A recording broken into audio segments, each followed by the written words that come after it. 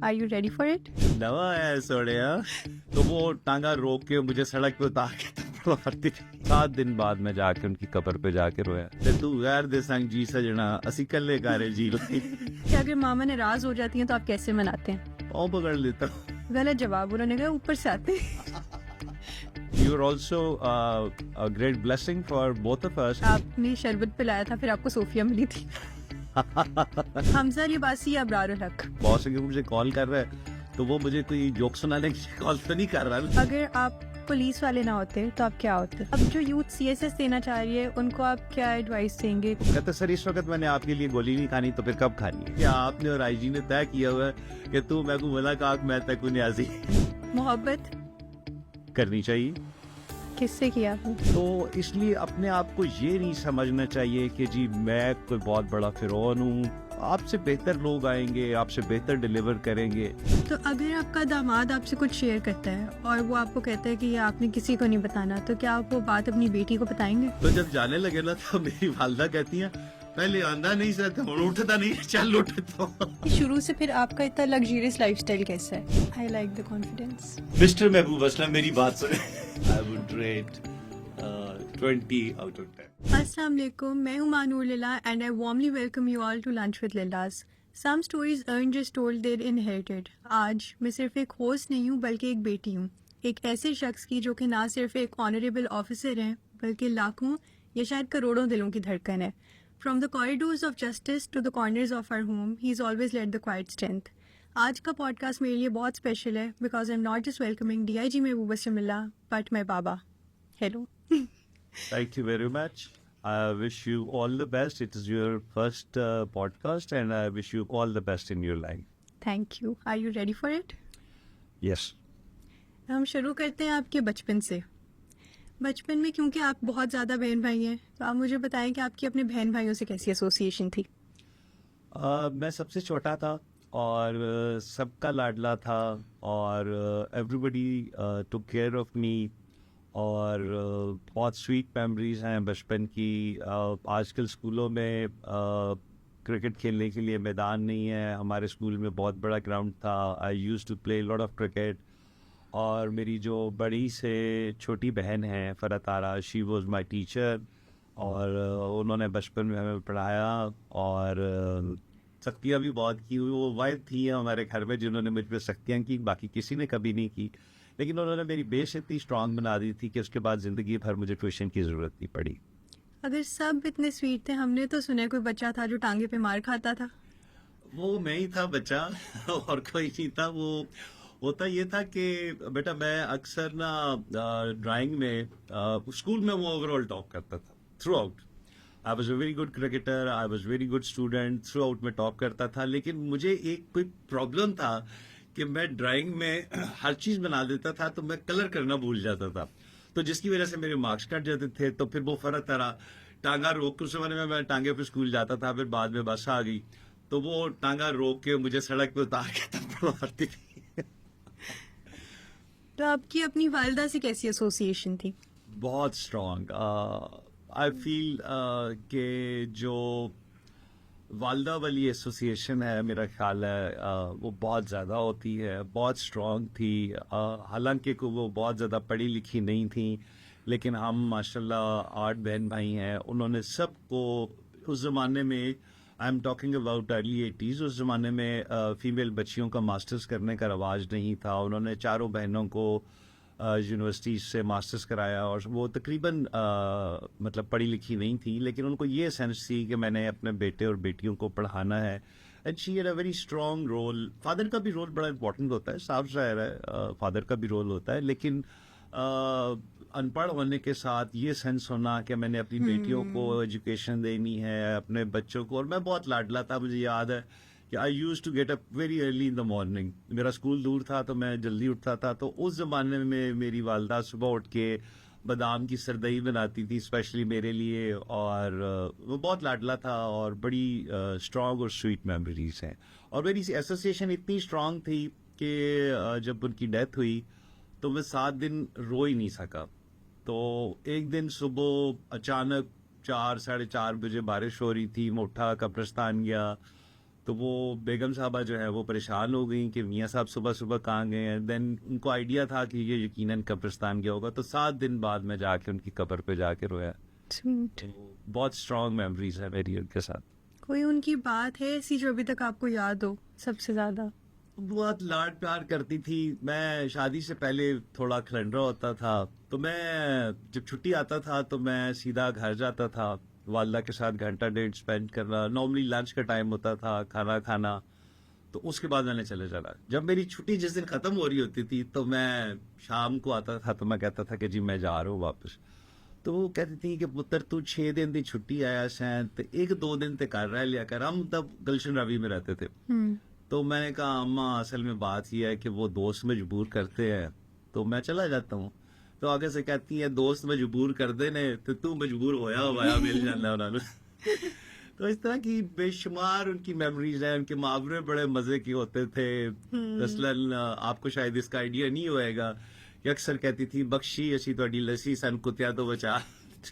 उनके मुहावरे बहुत मशहूर होते थे। तो बहरहाल बहुत स्ट्रॉन्ग मेमोरीज हैं उनके साथ मेरी। आपने कहा है कि आप बहुत खलंडरे थे, तो आपने कोई बचपन में ऐसी शरारत की जिसमें आपको बहुत डांट पड़ी हो? मैं अच्छा स्टूडेंट था, लेकिन समहाउ और मैं क्रिकेटर भी बहुत अच्छा था। स्पोर्ट्स में मैं हमेशा टॉप करता था, हर किस्म की स्पोर्ट्स खेलता था, हॉकी, फुटबॉल। लेकिन एक जो चीज़ मुझे याद है कि मुझे जो कारी साहब पढ़ाने आते थे ना, मुझे उनसे बड़ी चिढ़ होती थी। तो जब वो कारी साहब आते थे तो मैं किसी कमरे में, काफ़ी बड़ा घर था, सरगोदा में की बात कर रहा हूँ, तो मैं किसी कमरे में जाके कंबल में छुप जाता था। सारा घर मुझे ढूंढ रहा होता था कि महबूब साहब किधर गुम हो गए। तो इसमें फिर मुझे बहुत डांट पड़ती फिर अब है। आपको पता है कि आपका मक्का फातेह कौन है? वो मिस्टर मोहम्मद अली साहब है। वो भी माशाल्लाह अभी 8 साल के होने वाले हैं। वो मैं अक्सर नोट करता हूँ कि जब कारी साहब आते हैं तो वो कहीं ना कहीं छुपा होता है। ये तो चलिए हो गई बचपन की शरारत। अब मुझे बताएं कि जब आप टीन एज में आ गए थे तब आपको वालिद साहब से किसी बात पे डांट पड़ी हो, कुछ आपने कभी छुपाया उनसे? नहीं, वालिद साहब से मेरी एक डिफरेंट किस्म की बॉन्डिंग थी। उसमें एलिमेंट ऑफ रिस्पेक्ट बहुत था। I started smoking very early. मैं एफएससी के बाद आई स्टार्टेड स्मोकिंग, और मुझे उस दिन एहसास हुआ कि वालिदैन एक बड़ी डिफरेंट किस्म की चीज़ होते हैं। हम उस वक्त गुलशन रावी में रहते थे, और उस जमाने में आजकल तो आप सबके पास अपने अपने मोबाइल है और फला है और फला है। तो उस जमाने में सिर्फ जो है ना टीवी लाउंज में एक पीटीसी फॉल लगा होता था। तो मेरा सबसे ऊपर कमरा था। मेरे किसी दोस्त की कॉल आई, तो वो मुलाजिम होता था, यूसुफ उसका नाम था, मुझे आज भी याद है। तो वो उसने आके कहा जी आपका टेलीफोन आया है। मैंने जाके सुना। उससे 2 मिनट पहले मैंने कमरा में सिगरेट पिया था। फोन सुना, मैं चला गया। उसके ठीक 5 मिनट बाद वो आया। तो वालिद साहब को सारे हाजी बाबा कहते थे। तो उन्होंने कहा कि जी हाजी बाबा आपको बुला रहे हैं। मैं नीचे गया तो वो कमरे में लेटे हुए थे, सर कहते इस तरह हाथ रखे हुए थे, मुझे आज भी याद है। तो मुझे कहते हैं सन डू यू स्मोक? मैं परेशान हो गया। अब वो मेरा एक भाई है, वो कनाडा होता है, तो उसके साथ मैं मिलके ना कभी कभी, तो मेरे जहन में आया कि उस कमीने शख्स ने ना बता दिया।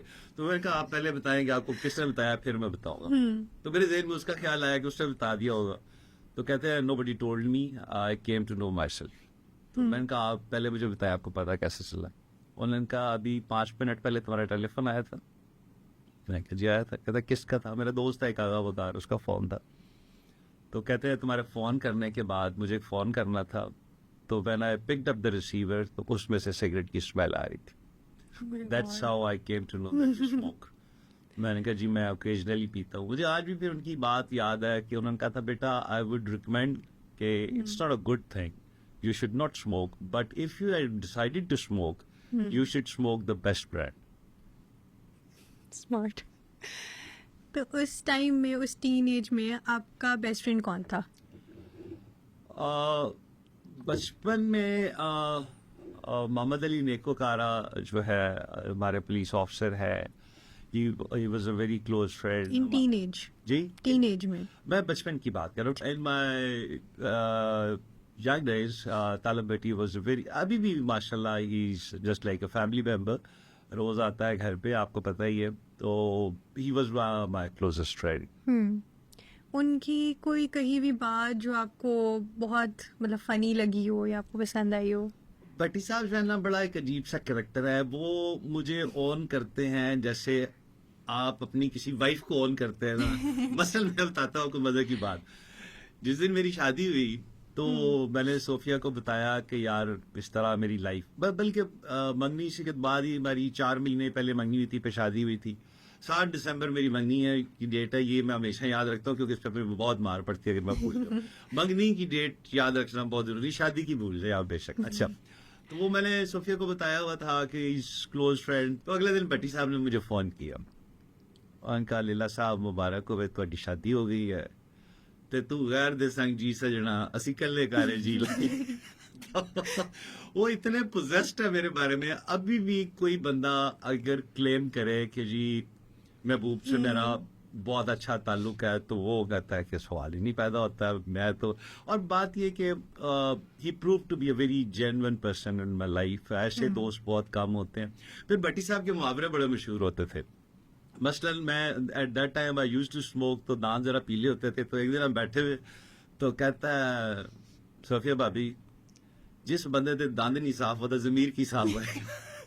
तो अच्छा, फिर हम गुलबर्ग में रहते थे तो वो बाई चांस ना, अभी तो वो बहुत बड़ा वहां पे फैसल बैंक का हेड ऑफिस बन गया, तो वो प्लाजा कंप्लीट नहीं हो रहा था। शाम कभी वो एक फ्लोर मिलाते थे, 6-8 महीने के लिए छोड़ देते थे। तो हम लॉन में बैठे रहते थे, शाम को ना सोफिया मैं और वो बैठे होते थे, वेरी क्लोज फ्रेंड, रोज आ जाता था।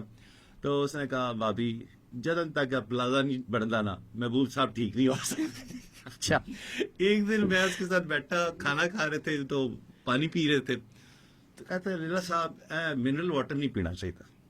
मैं क्यों मिनरल वाटर क्यों नहीं पीना चाहिए था? कहने एक्चुअली द ਜਿਹੜਾ ਬੋਇਲਿੰਗ ਦਾ ਪ੍ਰੋਸੈਸ ਹੁੰਦਾ ਨਾ ਉਹਦੇ ਵਿੱਚ ਸਾਰੇ ਮਿਨਰਲ ਆ ਜਾਂਦੇ ਨੇ ਤੇ ਮਿਨਰਲ ਵਾटर नहीं पीना चाहिए। तो इस तरह भट्टी साहब के तकरीबन 14 लकात थे, जिस तरह कायद आज़म के 14 लकात थे, भट्टी साहब के भी 14 लकात थे। तो बहरहाल I am blessed to have such people in my life, they are assets of my life. I feel very proud जब मैं देखता हूँ मुड़ के। हसन निसार साहब ने एक बड़ी खूबसूरत बात की थी। उन्होंने कहा था कि आपने किसी बंदे को जज करना हो तो आप ये देखें कि उसके तल्लुकात कितने पुराने, उसके मुलाजम कितने पुराने, तो उससे अंदाजा हो जाएगा। हसन निसार साहब के 50-50, 55-55 साल पुराने दोस्त हैं। And I very blessed that I have few friends in my life. Mohammad Ali Nekokara, Mayun Bashir Tarar, Talab बेटी, जो ये मेरे बचपन के दोस्त हैं और अभी तक हमारा फैमिली बॉन्डेज है। I very blessed to have such people in my life. तो जो अभी डीआईजी महबूब लला मेरे सामने बैठा है, अगर ये उस टीनेजर महबूब लला को कोई एडवाइस या मशवरा देता तो वो क्या होता? देखो बेटा, मैं ना I very strongly believe in destiny. I strongly believe in destiny. आज अगर मैं यहाँ बैठा हूँ तो ये लिखा गया था कि मैंने आज यहाँ बैठ के आपके साथ ये लंच करना है। I strongly believe in destiny. मैं छोटा था और फेवरेट था सारे घर वालों का, शुरू से अच्छा स्टूडेंट था। मतलब मुझे मैं थलंडरा भी बहुत था। मैं आई यूज टू प्ले 6 घंटे दिन में मैं क्रिकेट खेलता था। लेकिन चूंकि मेरा रिजल्ट इतना अच्छा आता था तो कभी किसी बहन भाई या पेरेंट्स ने मुझे ये नहीं पूछा कि वाई डू। मैं स्कूल से आता था, पीएफ कॉलेज, ये लाहौर जो है ये मेरा कॉलेज था, तो मैं कॉलेज से आता था और हम इकबाल टाउन में रहते थे तब, काफी डिस्टेंस था। कॉलेज से घर आके मैंने लंच करना, फिर मैंने क्रिकेट खेलने चले जाना, शाम को घर के नजदीक जो पार्क था उधर क्रिकेट खेलने चले जाना। लेकिन मुझे इतनी सेंस होती थी कि मैंने पढ़ना है, तो रात को 2-2.5 घंटे बैठ के मैं पढ़ता था और मेरा रिजल्ट ठीक आता था। और ये किस्मत होती है जो आपको, आई स्ट्रांगली बिलीव के जो है ना, कोई तो है जो चला रहा है निज़ाम हस्ती, वही खुदा है। तो ये चीजें आपकी किस्मत में लिखी होती हैं कि मतलब आज से लेट्स से 10 years बैक मैंने नहीं सोचा था कि मैं ऐसा कोई फिलैंथ्रोपी का काम करूंगा, यतीम बच्चों को सगा बाप बन के पालूंगा। तो वो अल्लाह ने जिंदगी में, आपकी जो मदर है सोफिया, वो मेरी किस्मत में लिखी हुई थी। वो मतलब वो शुरू से ही she is very kind hearted. तो फैमिली के लिए उसने बहुत कुछ किया। मतलब मैं जहाँ जहाँ पोस्टेड रहा हूँ, कोयटा में, गुजरांवाला में, जहाँ भी, इस्लामाबाद में, तो उस स्टाफ का अभी भी सोफिया से, आपकी जो मदर है उनसे रब्ता है। वो उसको कॉल करते हैं कि बाजी ये प्रॉब्लम हो गया है, बीवी बीमार है, बच्चा एडमिशन कराना है। तो वो she always use to do lot of things for them. तो ये आइडिया भी उसी ने मुझे दिया कि मैं वो, हम फाइनेंशियली सपोर्ट कर रहे हैं, we should do something physically. तो मैंने ये जिंदगी में कभी भी नहीं सोचा था, लेकिन अब this is passion of my life and you are also a great blessing for both of us. Thanks. You are doing such a wonderful job and you are supporting us and you have taken at least my burden 50%. So we are blessed. On lighter note, आपको पता है लोग आपके बारे में क्या कहते हैं? कि आपको पता है लोग लोग आज- ये कहते हैं कि अक्सर अम्मियाँ कहती है ना कि चिड़ियों को पानी पिलाया करो किस्मत अच्छी होगी। आपने शरबत पिलाया था, फिर आपको सोफिया मिली थी। ठीक कहते हैं. ठीक I am है। blessed to have such a wife. Yes, ठीक कहते हैं. अब हम moving on to another fun segment, ये होता है रैपिड फायर राउंड। तो Okay. इसमें अब मैं आपको 2 ऑप्शंस दूंगी और आपने विद इन अ सेकेंड एक को चूज करना है। Okay, are you ready? Okay, classical music और pop music? classical. Mayra Khan और हुमायूं सईद? मायरा खान. हुमायूं सईद तो is a very close friend, घर वाली बात है. जस्टिफिकेशन ही चलेगी, मायरा खान हो अच्छा गया। ठीक है. शादी का लड्डू खा के पछताएं या बिना खाए पछताएं? नहीं, ना पछताए, सिर्फ लड्डू खाए. ओके, मामा देख रही हैं। हमजा लिबासी या अबरार अल हक? हमजा अली के जो करेक्टरिस्टिक्स हैं दे आर सो स्ट्रॉन्ग कि I am blessed to have such a younger brother in my life and Definitely. For the foundation whatever he is doing. Ibrar is an exception, I know that, but जो हमजा के characteristics हैं, इतना strong किस्म का उसके अंदर मुसलमान है, इतनी स्ट्रॉन्ग किस्म की कन्विक्शन है उसके अंदर. I love him like a younger brother. अगर हमजा मेरा भाई कोई हम सगा सबके छोटा favorite भाई है। होता तो वो या हमजा अली अब्बासी होता या सलमान होता, सलमान कौन? जो आपको सफ्यूज के कपड़े भिजवाते. ओके। अच्छा, नेक्स्ट क्वेश्चन, बेगम के हाथ का खाना या फेवरेट रेस्टोरेंट का खाना? I don't go to restaurants, you know. और बेगम बनाती नहीं है? बेगम बनाती नहीं है, तो अल्लाह यार का खाना इज द बेस्ट खाना मेरे सामने पड़ा हो. अच्छा, अगर आपको कॉल आ रही है इन दोनों की एक टाइम पे, तो आप पहले किसकी उठाएंगे, बॉस की या बेगम की? बॉस की. बेगम इज द बॉस। बेगम घर में बॉस है, लेकिन boss is really important and he is my ideal personality. और वैसे भी आप नौकरी कर रहे हैं तो आपको प्रोफेशनलिज्म यही है कि मतलब देखे ना, बॉस अगर मुझे कॉल कर रहा है तो वो मुझे कोई जोक सुनाने के लिए कॉल तो नहीं कर रहा ना, या गप मारने के लिए तो नहीं कर रहा, कोई काम है तो कर रहा है. बेगम को तो बंदा 2 मिनट ठहर के भी कॉल कर सकता है, उसने तो Smart. कोई आपकी शिकायतें ही लगानी होगी. और कोई ऐसे 2 लोग बताएं जो आपके स्पीड डायल पे रहते हैं, अगर इमरजेंसी हो जाए कोई, तो आप उनको कॉल करेंगे? बेगम एंड तालब बेटी. ठीक है, मैं अपना नाम एक्सपेक्ट कर रही थी। अच्छा चलिए, वैसे normally on a very lighter note, मुझे घर में अगर कोई भी काम हो, आई don't know why it is, मैं सोफिया से अक्सर ये बात कर चुका हूँ कि मुझे घर में कोई भी काम हो, कोई गेस्ट का बताना हो या कोई भी काम हो, तो I always call you. I don't know why. मैं मतलब फजर का नंबर भी है, हमजा का भी है, सोफिया का भी है. I don't know why it is in my mind कि probably you are more responsible. तो मैं कोई भी काम हो तो, या आपने घर में भी आप अगर नोट कर लें, अगर मैं कमरे में बैठा हूँ या कहीं बैठा हूँ, मैंने कोई काम कहना होगा तो आई विल आस्क यू कि ये कर दो, ये कर दो. लेकिन I don't speed know. Dial पे तालियां बैठती है। ठीक. Moving on to your professional life, लोग बहुत इंटरेस्टेड होते हैं आपकी प्रोफेशनल लाइफ में। अगर आप पुलिस वाले ना होते तो आप क्या होते? I would love to be a journalist, investigative journalist. मुझे बहुत शौक था. मैंने 6 महीने डॉन में सब एडिटर फ्रीलांस काम भी किया. मुझे बहुत शौक था टू जॉइन जर्नलिज्म. अगर मैं पुलिस में ना होता, वो खैर ये शौक यहाँ भी आके पूरा हो गया जब आप इन्वेस्टिगेशन करते हैं तो, लेकिन I would have love to be a journalist. मैं आपकी जगह बैठा लोगों से सवाल पूछ रहा होता. लेकिन आई थिंक आप एक बहुत अच्छे माली होते। हाँ, I love gardening, I love greenery, it is my passion, it is my passion. और नेचर से जो भी बंदा प्यार करता है उसको ग्रीनरी, पानी, दरिया, समुंदर, ऐसी चीजें अट्रैक्ट करती हैं. तो आई लव ग्रीनरी. आपने कॉलेज में भी देखा, आपने घर में भी देखा, और ये आपका ही कहना है कि अगर मैं पुलिस में ना होता तो बड़ा अच्छा माली होता. ओके, अब जो यूथ सीएसएस देना चाह रही है उनको आप क्या एडवाइस देंगे? कुछ जो होते हैं डिसहार्ट हो जाते हैं जब उनका नहीं होता, आप उनको क्या कहेंगे? देखिए, सीएसएस के लिए मेरा बड़ा सिंपल सा फार्मूला है. 60% is your hard work, 20% is your luck and 20% is guidance. लोग एक सब्जेक्ट पे, गाइडेंस इसलिए कह रहे हैं कि लोग एक सब्जेक्ट पे 8-8 किताबें पढ़ते हैं, उसका फायदा कोई नहीं है. प्रॉपर गाइडेंस ले किसी सिविल सर्वेंट से ले ले किसी अच्छे पढ़े लिखे टीचर से ले ले। और लक मैं इसलिए कह रहा हूँ कि once I appeared in my first exam in CSS, तो आपको पता है कि कंपल्सरी सब्जेक्ट्स में सारा ये पास करना जरूरी होते हैं। तो ओवरऑल मैंने पाकिस्तान में टॉप किया, ठीक है। और इस्लामियात में मुझे उस मौलवी ने 1 नंबर से फेल कर दिए, शायद अपनी बेगम से लड़के बैठा हुआ था, तो 100 में से 39 मार्क्स दिए एंड आई ओवरऑल फेल्ड। तो वो जो डेस्टिनी की मैं बात करता हूँ, जो लक की बात करता हूँ, वो यही कि उस वक्त मेरे नसीब में नहीं था। अब 1 नंबर अगर वो मुझे दे देता तो मैं ओवरऑल टॉप करता, लेकिन उससे मुझे 100 में से 39 मार्क्स दिए, तो एक तो लक इसलिए भी इम्पोर्टेंट है। और अगली दफा इस्लामाबाद में आपके कितने आए थे? अगली दफा 73। तो वी ऑल नो नाउ कि आपका पहली दफा में सीएसएस नहीं हुआ था। नहीं। और आपकी पहली पोस्टिंग कौन सी थी?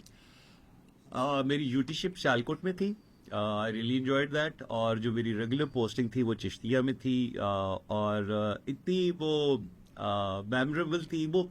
जब आप यंग एज में होते हैं ना, तो जो सलमान खान की मूवी है दबंग, उसमें आप दबंग बनने की बड़ी कोशिश करते हैं।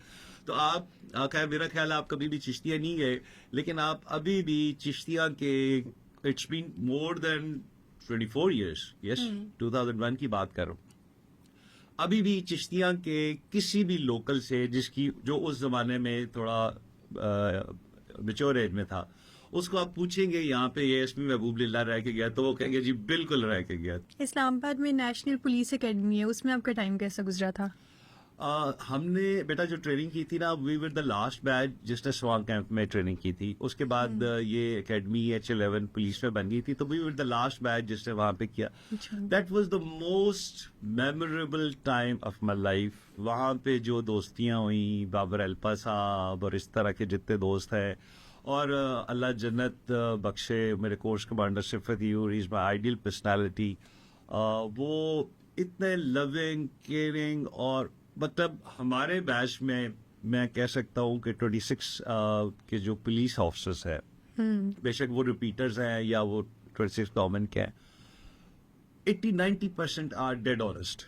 मैं बिल्कुल दावे से कह सकता हूँ। और वो सिर्फ सिफत गयूर की ट्रेनिंग है, नथिंग एल्स। इतनी स्ट्रॉन्ग किस्म, आई स्ट्रांगली बिलीव कि ट्रेनिंग जो होती है वो किसी भी इंस्टीट्यूशन का बैकबोन होती है। That's why I love to be posted in training colleges. मैं मोटरवे में 4 साल ट्रेनिंग कॉलेज में रहा, यहाँ तकरीबन मुझे 2.25 साल हो गए। तो I love to be part of the training. तो ये पहली दफ़ा है कि हमारे जो मौजूदा आईजी हैं डॉक्टर उस्मान अनवर साहब, उन्होंने ट्रेनिंग पे बहुत ज़्यादा एम्फसाइज किया। हमने ट्रेनिंग कॉलेजेस जितने भी हैं सबका हुलिया बदला, state of the art facilities. और जब हम उनको एक आइडियल ट्रेनिंग देंगे और एक आइडियल माहौल देंगे, तो वो माशरे में जाके बेहतर सर्व कर सकें। आपने अभी कहा था कि you strongly believe in destiny, तो कभी आपके साथ कुछ ऐसा हुआ है जो शुरू में आपको लगा हो कि ओ ये मेरे साथ क्या हो गया, और बाद में जाके वही आपके लिए बहुत अच्छा साबित हुआ? हाँ, लाइफ में अक्सर ऐसा होता है। मुझे याद है I was posted in Gujranwala without any reason. वो मतलब उस वक्त मैं अब नाम नहीं लेना चाहता, खैर मुझे नाम भी याद नहीं है। मैं एसएसपी इन्वेस्टिगेशन था, तो मुझे उन्होंने बुला के कहा, बोलते भी बड़ा अजीब थे, यार महबूब देखो तुम्हारे दफ्तर के बाहर 2000 बंदा खड़ा होता है, तो मेरे दफ्तर के बाहर 10 बंदे होते हैं। तो उस वजह से मुझे वहां से पोस्ट आउट कर दिया गया। मैं बड़ा डिसहार्ट हुआ, because I was really delivering. मैं सुबह 9 से रात 11 बजे तक लोगों को पर्सनली सुनता था। मेरा ये ख्याल था कि ये थाने तक ना जाएं कि थाने में इनको पैसे देने पड़ेंगे। मैं खुद पर्सनली सुन के उनके मसाइल हल कर रहा था। I got disheartened. वहां से फैसलाबाद पोस्टिंग हो गई। फैसलाबाद में एक और शुगर लगा कि वो मुझे पता चला कि जी वो एक SHO साहब है, वो उन्होंने इलीगल बंदे बंद किए हुए हैं और पैसे लेके फला चौकी पे। मैं उधर गया तो वो हो रहा था, और वो काफ़ी ज़्यादा हाईली इन्वॉल्व था करप्शन पे। मैंने उस पर पर्चा दे दिया। अब मुझे नहीं पता था कि वो किसी उसका कोई पोलिटिकल लिंकेज भी था, ये था वो था। तो मुझे उस चक्कर में कोयटा पोस्ट कर दिया गया। तो कोयटा में जब आगे गया तो वहाँ जो आईजी साहब थे वो मुझे शदीद नापसंद करते थे। तो मुझे कहते हैं, मुझे याद आज दिन, कहते सलमान खान तेनू कोलू भेजा या डेरा बुगटी भेजा। तो मैंने कहा सर जहाँ मर्जी है, लेकिन वो भी बाद में ब्लेसिंग हो गई कि मैंने बलूचिस्तान के बड़े रिमोट एरियाज देखे. We used to travel on the road. आप लोग उस वक्त बहुत छोटे थे. फिर वहाँ पे मेरी कल नदीम से दोस्ती हो गई और वो अल्टीमेटली वो देखें एक ब्लेसिंग हुई कि वो दोस्ती इतनी स्ट्रांग हुई कि अब फजर का निकाह आपने उसके बेटे के साथ कर दिया है. तो ये एक ब्लेसिंग होती है. देखिए आपको फॉर द टाइम बीइंग लग रहा होता है कि जी पता नहीं क्या. नईम बुखारी साहब एक बड़ी खूबसूरत बात करते हैं. नईम बुखारी साहब को मैं प्यार से अब्बा कहता हूँ, वो मुझे पुत्र कहते हैं. इसमें बहुत सारे लोगों को एतराज भी है, खैर लेकिन होता रहे, आपको अपनी जिंदगी गुजारनी चाहिए. तो उन्होंने कहा पुत्र जिंदगी में एक ही काम है, वो है औलाद का काम. वो अल्लाह किसी को ना दिखाए. इसके अलावा उन्होंने कहा ना मेरी पोस्टिंग हो गई, मेरी नौकरी चली गई, तो मुझे नुकसान हो गया, तो कहते ये कोई दुख है ही नहीं. ये फॉर द टेम्परेरी होता है, फॉर द टाइम बिंग होता है, और बाद में आपको पता चलता है. देखिए ना आप, मेरी अगर कोयटा पोस्टिंग ना होती तो मैं किला सैफुल्ला और इस तरह की जगह मैंने जिंदगी में दोबारा कहाँ देखनी थी. और हम बाय रोड गए और वहां मुझे कल नदीम जैसा दोस्त मिला, तो वो दोस्ती नहीं होनी थी और ये रिश्तेदारी नहीं होनी थी. तो ये डेस्टिनी और आपकी जो है ना पॉजिटिव चीजें, ये बहुत इंपॉर्टेंट है जिंदगी में. डेफिनेटली. आपने कहा कि आप बहुत दबंग हुआ करते थे, तो शादी के बाद जो आपका पहला पुलिस मुकाबला हुआ था उस पे मामा ने कैसे रिएक्ट किया था?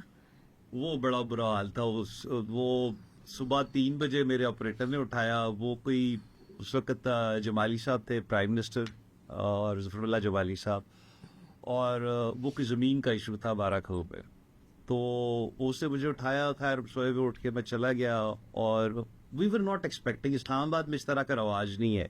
उन्होंने आगे से हम पे ऊपर फायरिंग शुरू कर दी और we were not mentally prepared. मेरे साथ सिर्फ 2 गनमैन थे. और मुझे याद है वो सजाद जो मेरा ऑपरेटर था, सच अ लविंग, मेरे साथ स्टाफ सारी उम्र ही खैर बहुत ऐसा रहा.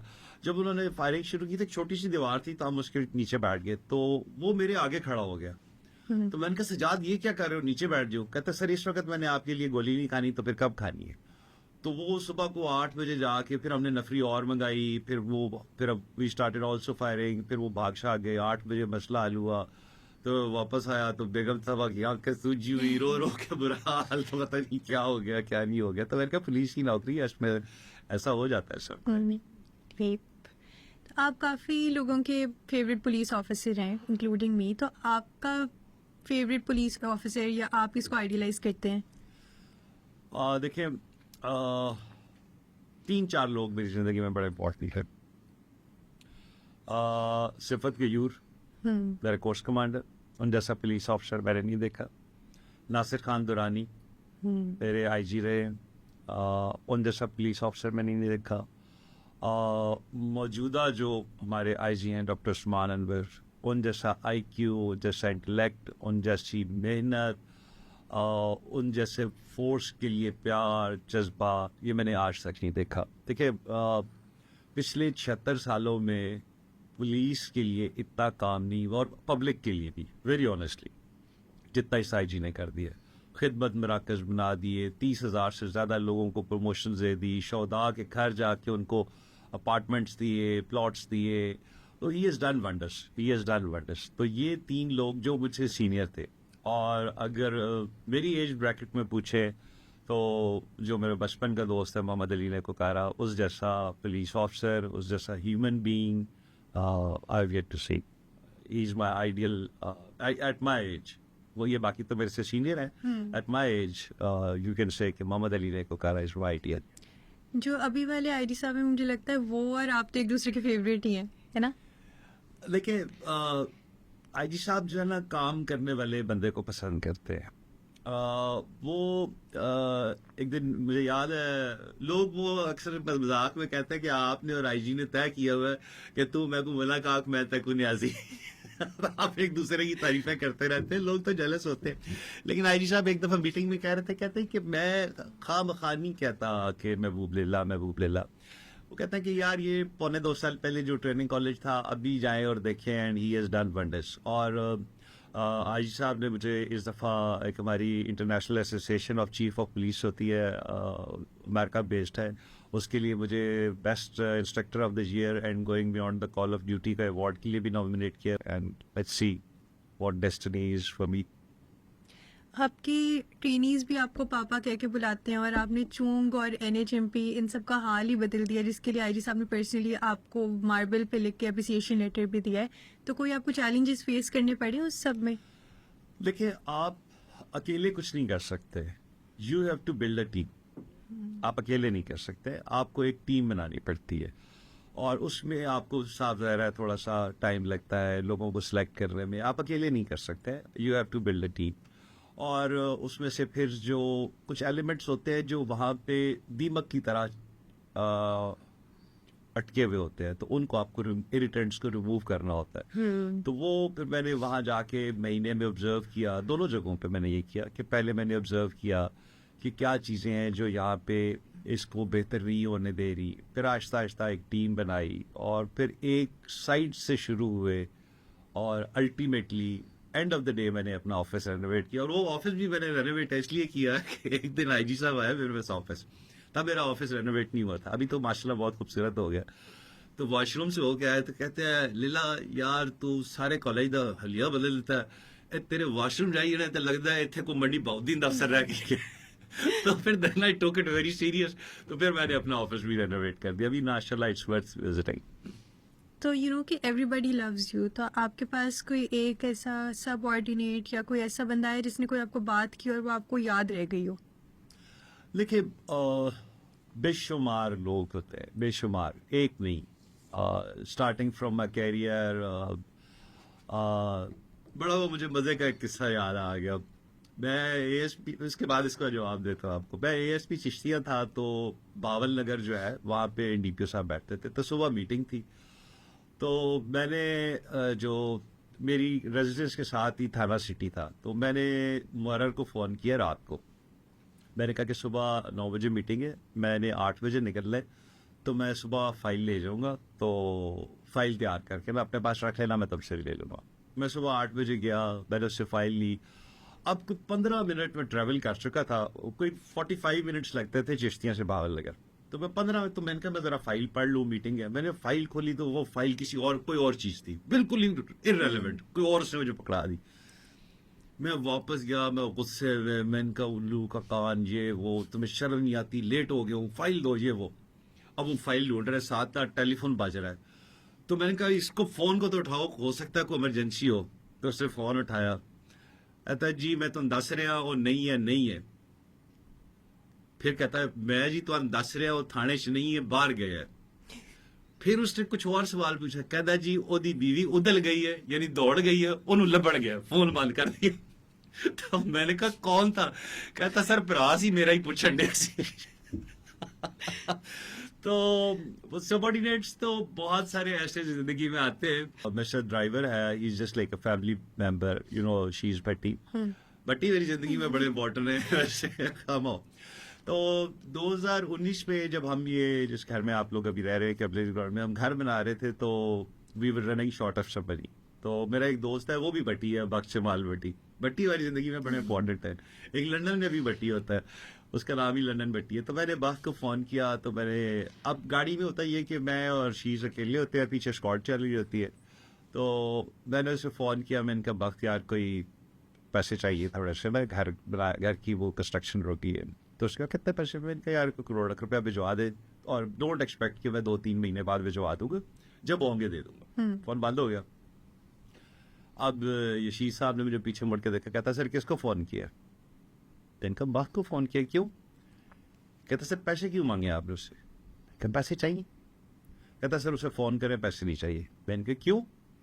कहता सर मेरी साहिवाल के पास जगह है, तो मैं वो बेच दूंगा, आप किसी से पैसे नहीं मांगेंगे आज के बाद जिंदगी पे। वो जगह पड़ी हुई है, मेरी बेगम की वजह से विरासत में मुझे मिली है, और कुछ मेरी अपनी, तो मैं वहाँ से 1 करोड़ तो 3-4 एकड़ में बिक जाएंगे, तो आप उसको मना करें। तो I can not forget that कि कांस्टेबल मुझे कह रहा है कि जी आप अपने दोस्त को मना करें। वो अल्लाह का शुक्र है, ज़रूरत ही नहीं पड़ी। आपके एक चचा होते हैं कनाडा, उन्होंने बहुत हेल्प कर दी। तो अल्लाह इज़ बीन वेरी काइंड। अल्लाह ने इतने अच्छे बहन भाई दिए कि ज़िंदगी में किसी चीज़ की ज़रूरत ही नहीं पड़ी। अल्हम्दुलिल्लाह।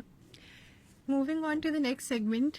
अभी हमने बहुत प्रोफेशनल बातें कर ली है, इसलिए हमारे पास एक और फन सेगमेंट प्लान्ड है, जिसमें मैं आपको एक वर्ड बोलूंगी और वो सुन के जो आपके जहन में वो पहला वर्ड आता है, आपने वो बोलना है आगे से।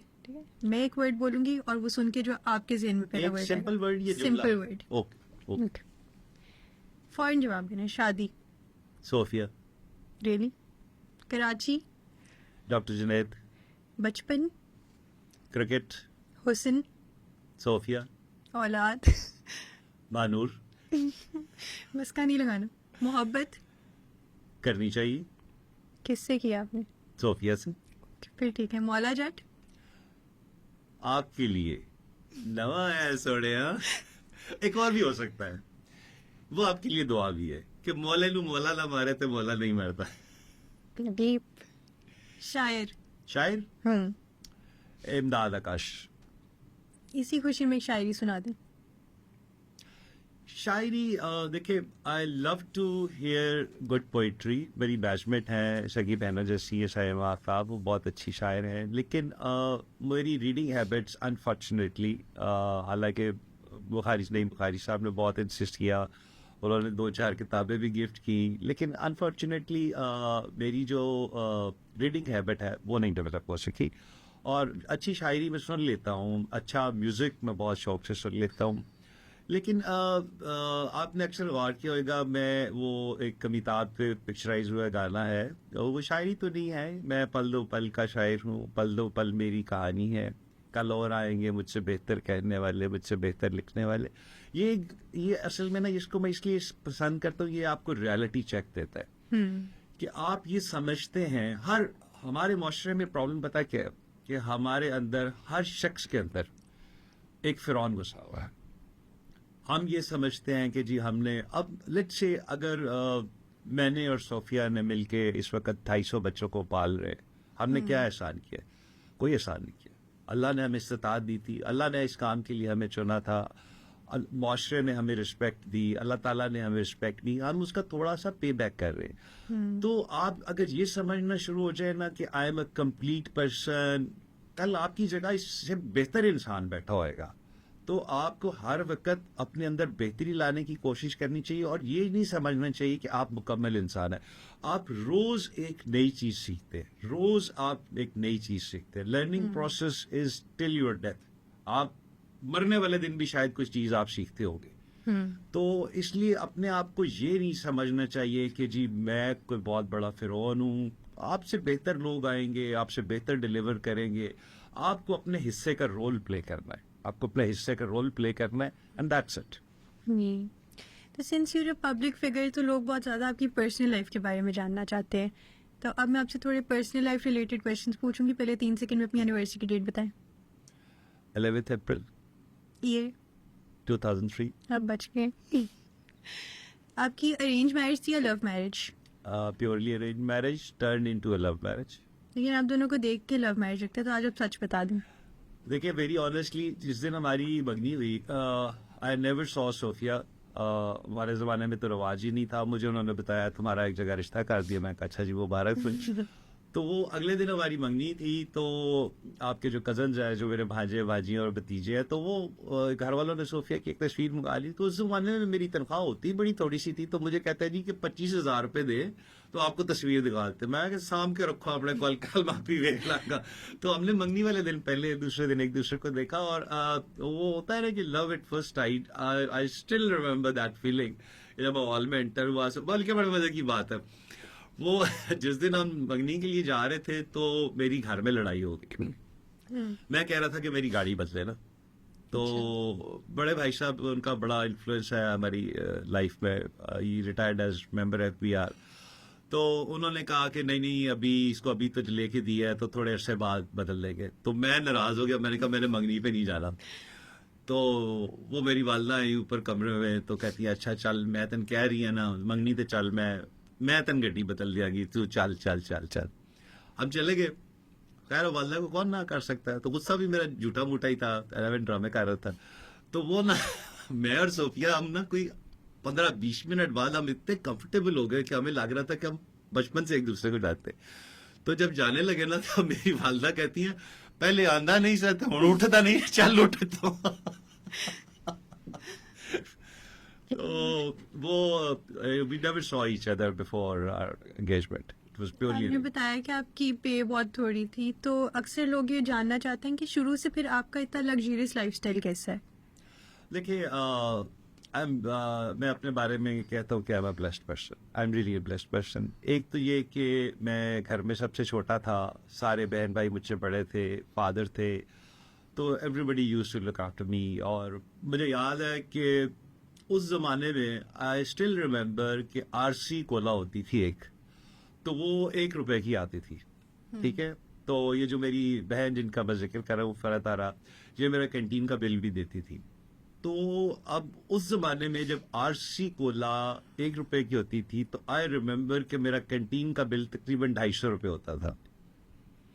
तो वो सारी क्लास को मैं पार्टी करा देता था, कभी ले जाना आओ सारे आरसी कोला पिलाता हूँ, कभी बर्गर खिला देना। तो वो बचपन इस वजह से बहुत अच्छा गुजरा। फिर जब मेरी थोड़ी स्ट्रगलिंग एज थी पढ़ाई वाली, उसमें बड़े भाई जो महमूद भाई है उनका बहुत बड़ा रोल है, उन्होंने बहुत ज़्यादा लुक आफ्टर किया। उस ज़माने में मेरे पास जब मैं गवर्नमेंट कॉलेज में पढ़ता था, मेरे पास लांसर स्पोर्ट्स मॉडल कार होती थी, अच्छे खासे पैसे मिलते थे, use look to look after me. और सारे बहन भाइयों ने बहुत ख्याल रखा। और शादी के बाद I was blessed to have a wife like Sophia. और उसकी अपनी पर्सनल करेक्टरिस्टिक्स तो एक अलग जगह है, but she is the only child of a parents. आप जानते हैं कि उसकी कोई बहन नहीं है, भाई नहीं है। तो वो जो मेजर साहब थे, जो हमारे बहुत आइडियल है, जिनकी वजह से ये सारा फिलंथ्रॉपी का काम, वो he started it basically 95, you know that. तो उसकी लेगेसी लेके सोफिया आगे चली है, now I am part of it and you are part of it. तो वो they left lot of property for Sofia. तो we inherited lot of property Lahore in Gwadar. तो वो फिर अल्लाह का शुक्र है कि वो किसी चीज़ की ज़िंदगी में कभी कमी ही नहीं आई। तो आपके मामा की शादी के बाद पहली लड़ाई किस बात पे हुई थी? पहली लड़ाई मेरी याद है, बेगम साहबा को ना शुरू से ही फिलंथ्रॉपी का बड़ा शौक होता था। तो इन्होंने ना गाड़ी में वो 100 रुपए नोटों वाली ना वो जो होती है वो रखी होती थी गड्डी। वो मुझे याद है, हमारी नई नई शादी हुई तो उस जमाने में इतना रवाज ही था, तो बस एएसपी। और शाम के टाइम में प्रेफर करता था कि हम अकेले ही बाहर निकले, तो हम अक्सर सड़कों पे आवारागर्दी करने निकल जाते थे। तो वो कोई पानी या कोई ऐसी चीज चाहिए थी, या सोफिया के लिए लेस चाहिए थे, क्या था। तो मैं एक G11 की बात है, वहां मैं रुका, तो मैं वापस आया तो गाड़ी के इर्द गिर्द को 150-200 पठान बच्चे छोटे छोटे, वो पैसे बांटी जा रही है। अब मैं ना गाड़ी चलाने की कोशिश करूं, वो आगे आ जाए, तो मेरा मीटर घूम गया। मैंने कहा यार ये कौन सा तरीका फिलंथ्रॉपी करने का तमाशा लगाया हुआ तुमने। मैंने कहा कोई प्रैक्टिकल काम, ये क्या तरीका के 100 रुपए। उसने कहा मेरा यही स्टाइल है। तो वो उस दिन हमारी पहली लड़की थी। तो अगर आपको मैं कहूँ कि आपको दोबारा जिंदगी मिले और आप क्या बनना चाहेंगे, तो आप क्या कहेंगे? I would like to become same Mahboob Aslam. I like the confidence. Thank you. और कोई एक प्रोफेशनल एडवाइस है जो आप अपने बच्चों को देते हैं? कभी आपने प्रेशराइज किया है उनको हमें डॉक्टर बनने पे, नहीं, इंजीनियर देखिए बनने पे? बिल्कुल नहीं, बिल्कुल नहीं। देखिए हमारे ज़माने में पेरेंट्स का प्रेशर होता था, डॉक्टर, इंजीनियर, या नया नया एमबीए आया था कि एमबीए करके तो नौकरी अच्छी मिल जाएगी, तो पेरेंट्स की ख्वाहिश होती थी। देखिए आजकल के दौर में मैं अपने आई इंक्लूडिंग यू, मैं आपको हमेशा यही कहता हूँ कि देखिए मैं एक एग्जांपल देता हूँ। इट्स नॉट लाइक दैट कि you just take it, I just give an example कि आप मेरी तरफ से मोची बन जाए, मुझे कोई इतराज नहीं, लेकिन 10-15 किलोमीटर के रेडियस में आप जैसा मोची नहीं होना चाहिए। यानी आप जिस भी मोची से मुराद ये मोची भी मान जाए, शू मेकर बड़े बड़े अच्छे अच्छे मेटालियन शूज इतने महंगे होते हैं। तो आप जिस भी प्रोफेशन में जाए, आप एंकर पर्सन बनना चाह रही है, आप एंकर पर्सन बने, आई डोंट माइंड। आप फिलंथ्रॉपी का काम कर रही है, आई डोंट माइंड, आप करें। लेकिन आपके नजदीक एक्सीलेंस में, आपके नजदीक आपके कोई बंदा है, आप जो भी काम करें उसमें आप इतना एक्सेल करें कि आपके मैच कोई ना कर सके। You just excel in that's it. ये एडवाइस हो गई जो आप अपने बच्चों को देते हैं। आपके वालिद साहब ने कभी आपसे कोई ऐसी बात की है जो आपको अब जाके फील होती हो कि हाँ वो सही कहते थे? एक दफा मुझे याद है, मैं किसी बात पे, चूंकि छोटा था तो वो लाडला भी था, तो मैं किसी बात पे नाराज हो गया, तो मैं फादर कॉल्ड मी, उसकी इंग्लिश बहुत अच्छी थी। तो कहते son, at this time you only know what is the affection of a son towards father, you don't know what is the affection of a father towards son. जिस दिन तुम बाप बन जाओगे, ये मेरी बात तुम्हें याद आएगी. और नाउ आई रियलाइज कि वो बहुत ठीक कहते थे कि जो पेरेंट्स की फीलिंग होती है औलाद के लिए, वो बहुत डिफरेंट होती है, बहुत डिफरेंट होती है. आपके दिल के सबसे करीब कौन है? ये मैं अपनी कंफर्मेशन के लिए पूछ रही हूँ. देखिए, औलाद के लिए ना डिफ्रेंशिएट करना बहुत मुश्किल होता है. माँ के लिए बड़ा आसान होता है. माँ की मैंने देखा है कि एसोसिएशन उस बच्चे के साथ होएगी जो सबसे पीछे रह जाएगा, फाइनेंशियली खास तौर पे. मैंने अक्सर ये देखा है कि माँ की फीलिंग उस बच्चे के साथ होती है जो सारों में कंपैरेटिवली थोड़ा पीछे रह जाता है, स्पेशली फाइनेंशियली. माँ उसका बहुत ज्यादा ख्याल रखती है. बाप के लिए बड़ा मुश्किल है. अब देखिए, I am blessed to have 2 daughters and 2 sons. हर किसी का अपना फ्लेवर है. आप अगर फजर को देखें तो उसका जो पढ़ाई का पैशन है, उसके लिए I have a different feeling. आप जो फिलैंथ्रोपी का काम कर रही हैं, या जो आप इतना ज़्यादा टाइम देती हैं बच्चों को, उसके लिए I have a different feeling. Hamza जो है वो बड़ा बेटा है, उसमें बिजनेस के बहुत ज़्यादा क्वालिटीज़ है, उसके लिए I have a different feeling. Ali जो है वो डिट्टो मेरी कॉपी है, तो I have a different feeling for it. तो इसलिए बाप के लिए बड़ा मुश्किल होता है ये फैसला करना कि फलां फेवरेट है, फलानी. सब के लिए डिफरेंट फीलिंग होती है. किसी के लिए एक टॉपिक के बारे में, किसी के जैसे आपकी जो फिलैंथ्रोपी का काम है, मैं अक्सर लोगों को एग्जांपल देता हूँ कि एटलीस्ट यू हैव टेकन, आपकी मामा तो कर ही रही है, वो तो पहले भी कह रही थी, but you have shared 50% of my birthday. That's why I have a different feeling for you. तो अब जब आप एक फादर इन लॉ बन गए, तो आपके जो दामाद हैं उनका आपके साथ क्या कंफर्ट लेवल है? I am blessed to have 2 son-in-laws. जल्दी शादियां भी हो जाएंगी, अभी निकाह हुए. तो आई am very friendly with them.